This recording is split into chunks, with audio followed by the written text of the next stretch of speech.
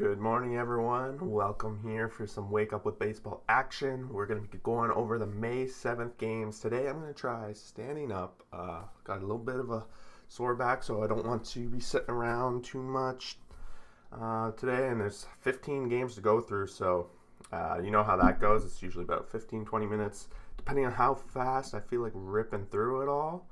Otherwise, yeah, please just go down there, like and subscribe, all that fun jazz. But we'll jump into it right here, right now. And there's no injury report today, so if you're here looking for that, you're not going to see it. I think weekends, the MLB doesn't really do that page, so I'm just going to not do it. First game yesterday, Cubs 3, Pirates 2. Cubs got out to a 3-0 lead, and then in this ninth inning, this is really where the whole game came down to.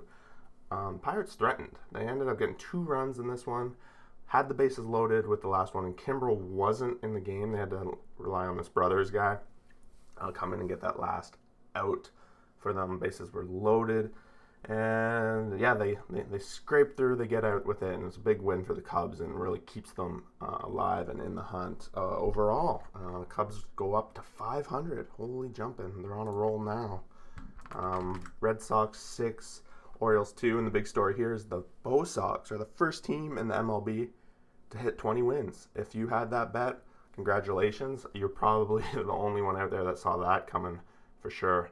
Boston taking a commanding lead in the East and using the Orioles as that kind of guy to do it. Dalbec hits his second home run of the season for the Bo Sox, and then Mountcastle hits his second for the Orioles overall. Eduardo Rodriguez now 5-0 on the season. 1 earned run, 7 hits, 2 Ks. Matt Harvey picks up the loss here. No earned runs, but he does get 4 runs against him overall. Both teams commit an error along the way, and that's about it. Nationals 11, Yankees 4, and the Yankees were out to a 1-0 lead early, but then the Nationals popped a 3-run second inning there, and then it was close pretty much the whole way. And then in the 8th inning, it's kind of funny. It's one of those days where the bullpens that are normally solid for two teams that I like to talk about, they both kind of blow the game. In this case, the Yankees bullpen gives up a ton of runs, 6 earned runs down the stretch here. Talon goes 6.1, 3 earned runs and the no decision. And Patrick Corbin, 6, 3 earned runs again, no decision. Corbin gives up 3 home runs, though. Something to be concerned about. And Taillon, 2 himself. So Josh Bell hits his 3rd of the season. Gomez his 4th. Harrison his 3rd, and Juan Soto, he's back in action. He hits his 3rd of the season as well late in the game. On the Yankee side, LeMahieu hit 2 home runs. He actually led the game off with a home run. Gary Sanchez hits his 3rd home run of the season as well. So a bunch of home runs in this game, but overall, Washington, big win. And Washington's going to send Scherzer out to the mound today, so it's going to be a rough look for the Yankees. But they do send Kluber, so that'll be exciting. Good game. I'm excited to watch that one. Next up, Reds 3, Indians 0.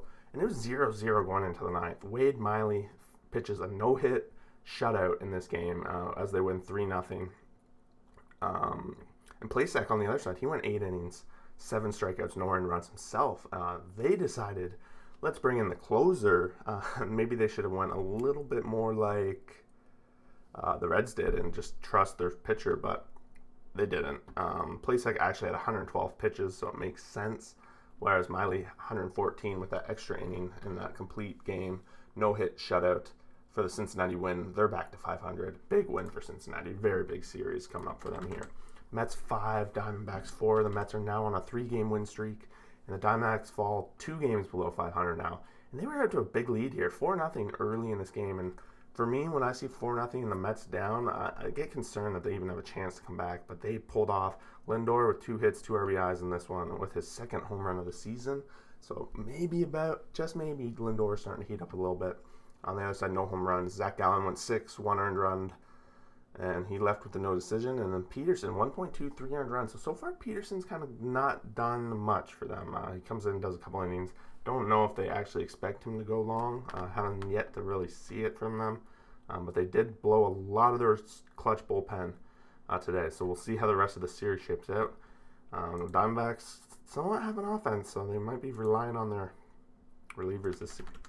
Next up, Twins 7, Tigers 3. I'm not going to lie. Twins were out to a 2-0 lead and then 4-0 lead. And I thought the Tigers had a chance coming back here. They got up to 3 It was 4-3, the closest they got. Big story here, Miggy Cabrera, 2 hits on this night. He's batting 127, but he did pass Babe Ruth in total hits in career. So I guess a big milestone, right? Home runs for the Tigers, we had Willie Castro, hits his second of the season, and then for the Twins, we got Garlick, his first, Polanco, his second, Kepler, his second. So these guys are starting to finally hit some home runs, but they are missing some key pieces of their lineup here. Not too much there. Shoemaker, 5 innings, no earned runs, so he's working towards bringing that ERA down. So far, it's been kind of a struggle for him this season, but maybe just after this game, he's found his way a little bit, just maybe. Skubal, 5 innings pitched, 2 earned runs. Skubal's now 0-5. Meanwhile, he had a pretty good outing, so can't really hold that much against him in this scenario. Daniel Norris going in for the late game on that one. Where are we at? We're up to this one. Marlins 6, Brewers 1, and I think I cursed the Brewers because I was like, all right, I'm buying in. I wasn't buying in for the longest time on this team, and then I finally buy in, and that's when they basically lost like 5 of their last 6 or whatever it's been. It's been a little bit of a down run. Marlins on the other way. They were creeping their way up to 500, and I was looking through the standings, and interestingly enough, they're the only team in the National League East that has a positive run differential. All the other teams have negative, so they're right in the middle right now, and if you look at that as a potential for wins and losses, they could potentially be the best team right now. Very, very exciting. Home runs, we had Diaz for the Marlins, hit his second of the season. That's the only one. Suter goes 2.1 for the Brewers, 3 earned runs, and then they yank him. Suter's 2-2 on the season. Trevor Rogers on the other side, 5 innings pitched, 1 earned run. They found gold in this guy, it seems like, so far. He's been very good this season. His ERA is 1.89. Not a lot of expectations out of this man either, so it feels like found gold for them. Duvall continues to get a couple hits. I mean, Diaz had a couple hits, so pretty much their whole lineup had a couple hits. Good to see. Next up, we got the Phillies 12, the Braves 2. Don't know what else to say here. The Phillies jumped out to a 6-0 lead, and then they just piled on the rest of the way. And 16-hit night overall. Herrera hits his first home run of the season. Real Muto his 4th. On the other side, Swanson hits his 3rd. But this comes down to pitching, and the Braves have not been able to find it. Charlie Morton went .2, 6 runs. None of them earned. So what do we look? I don't know why none of them were earned. There's no error. So I'm not sure how that can happen. But here we are. Eflin 6.2, 2 earned runs, 8 Ks. Gets in. Morton doesn't get out. And overall, the Braves pitching has been their downside, and right now they're 15-17. This division is starting to shape up to be probably next. Both Easts are just being very competitive. Mariners 5, Rangers 4, and this is a big series because it's 2 teams that are both not expected to be good, but they've both been fairly decent out of the gate and really very much in the hunt. So the Mariners take this first game here. Moore hits his 3rd home run of the season. Crawford hits his 1st. And for the Rangers, Nate Lowe hits his 7th of the season. So it looks like he's definitely got this spot over Guzman now. I know that's been a story I was following at the beginning. The Mariners have a couple of guys with 3 hits. And I forget the guy's name, but they're expecting one of their big prospects to be ready to come up really soon. He's been mashing it in AAA, so I'm excited to see who it is. If you're a Mariners fan, let me know who that was. I forgot, or I'll try and find it for next time. 6.1 innings pitched, 4 earned runs for Flexen. He's now 3-1. Fulte 6.2, 4 earned runs. He gets the no decision. It ends up being the bullpen that costs the Rangers, but the Rangers kept this one close, as they've done all season, keeping games close and always being in the hunt. Next up, Astros 10, Blue Jays 4, and this was Springer supposedly returning to Houston, but he didn't play. The Jays couldn't really get anything going, only a couple of guys with a couple of hits. Telez made it back in the lineup, but that's nothing to write about. Bo Bichette hits his 8th home run of the season. Teoscar Hernandez on 9th inning hits his 3rd home run. And then Carlos Correa and Gurriel both hit a home run, and they're both hitting their 5th. Ron Stripling goes 3.2, 3 earned runs. A couple of times he got into trouble there. Urquidy, 7 innings pitched, 2 earned runs. He had a great outing. Quality start. Gave up a couple home runs, but overall he gets the job done, and the Astros get out to a big lead in this one and don't really look back. Once they took that 5-2 lead, it was pretty much all but done at that point. Next up, we have the White Sox 3, Royals 0. Carlos Rondon is pitching great this season so far. He's had a no-hitter. He shut out the Royals here. Went 6 innings pitched, 0 earned runs, 8 Ks. And so far, he's been very good for the White Sox. Keller on this had 6 innings pitched, 3 earned runs. His ERA is 7.31, so it's very nervous. Collins hits his second home run of the season, which is the only home run in really a 3-0 game. White Sox are showing that they can win pitching battles. They can win offensive battles. Really think at this point that they've passed KC, and they might have tied Cleveland or passed them. They're soon going to be not looking back. I think they're going to start taking a stranglehold on this division. Next up, we have Cardinals 5, Rockies 0. Gomber starting for the Rockies. He's coming to face his old team. Doesn't do so well. 5 innings pitched, 500 runs, 7 Ks. His ERA is 6.35. I think Cardinals look across, they see that, they're like, probably a good guy to get rid of for Arenado, who had a double in this game. Flaherty on the other side, 7 innings pitched, no earned runs, 6 Ks, and he hit a home run. His first of the season and probably his last of the season, but we'll see. Bader hits his 3rd home run of the season as well, and the Cardinals stretch off to a good win here. They got to be pretty happy with that. Angels 9, Dodgers 2, and the Dodgers are now 2-8 in their last 10 games. Starting to be a little bit concerning. I know I say they're pretty much a lock on first place in the power rankings, but now I really have to think about it because they've shown that they have holes in their team right now. And offense, pitching gave it up in this one specifically. Upton hits his 6th of the season. Ward hits his 1st for the Angels. Mookie Betts, 9th inning home run, doesn't mean much, but hits his 4th of the season.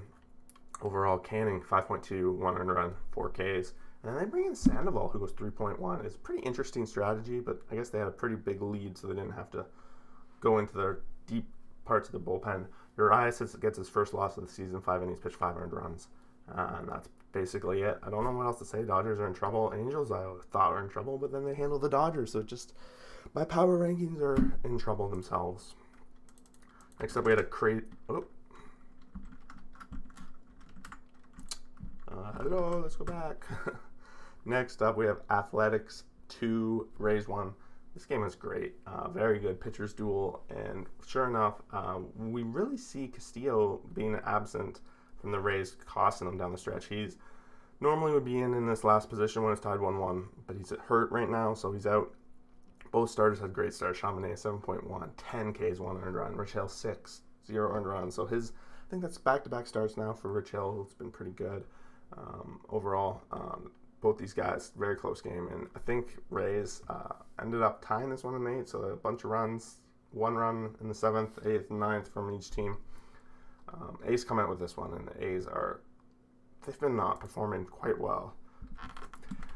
Speaking of teams performing quite well, we have the Giants 4, the Giants 5, the Padres 4, and this one was a good game by both teams really, but Giants got out to a 4-0 lead, and then San Diego came in top of the 6th and got 4 themselves, so it was 4-4, but sure enough, Giants pull out that 1 extra run, and it's a bullpen scrap. DeSclafani went 5.1, 3 earned runs, so he was cruising until that 1 inning where he gave up those runs. Snell 4.2, 4 earned runs, so not so well. Snell's not been great so far this season. Still not really gone past 5 innings, and his ERA is 4.15, so I know a lot of people expected better for Snell for the Padres, and myself included, but so far it's not been the most amazing deal for them. Buster Posey hits his 8th home run of the season off Snell. That was a 2-run shot, and Slater also hits his 3rd home run of the season. Grisham hits his 5th, and Hosmer hits his 4th for the Padres, all in that one same inning. The Giants win, and here we are with the Giants being a real threat. I know people have been calling me out in the power rankings for that, so it's going to have to do something about it soon, definitely with the way the Dodgers have been, and if the Giants sweep the Padres here, then I definitely have to respect them. So thanks for watching, everyone. We're going to have a crazy weekend, 2 games left to go before we do an updated power ranking, so keep your eye out for that, and we'll see you guys for the next video.